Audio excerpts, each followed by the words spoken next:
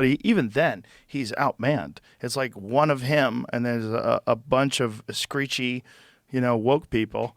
And Yes. it's wild. I mean, they're like, I think we should still stay mostly woke. Like, Yes. yeah, that's essentially what they're doing. They're like, our business was being hurt when we were all woke, but let's stay mostly woke. Yeah. That way they just backed it off a notch. Just a notch. Yeah. A notch. But the problem is when you back it off a notch and you let someone like Scott Jennings in, you're fucking up your whole business. Yeah. Because all the viral clips are all him saying logical, reasonable things with a calm tone and people screeching Yes. about diversity and equity and and horseshit. Yes. Yeah. He's like being logical and reasonable, and they're just lobbing a bunch of non sequiturs that don't mean anything. And the real trap in this country is a two-party system. That's the real trap, because people do believe it. They do believe they're on the right side, and they do believe the other side's the wrong side.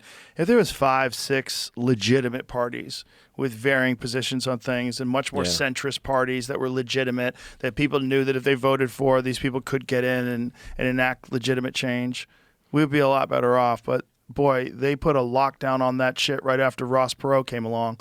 Ross Perot fucked everything up in that election. Yeah. Bill Clinton got in. Yeah. And they were like, that's it. From now on, no one's debating unless you're either the head of that party or that's it. Yeah. You got to be like locked into the system. We're not letting any wackadoos in there.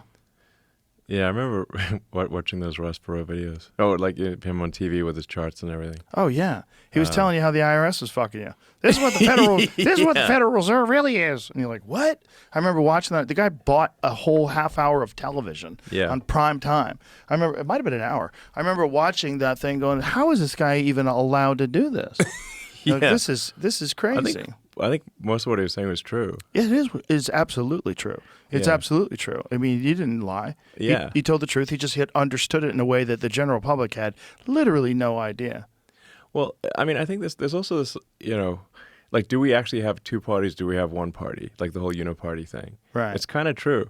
Right. So, I mean, my sort of rough guess is that while I think maybe 3/4 of the graft is Democratic, I think there's like maybe, 20, 25% that's Republican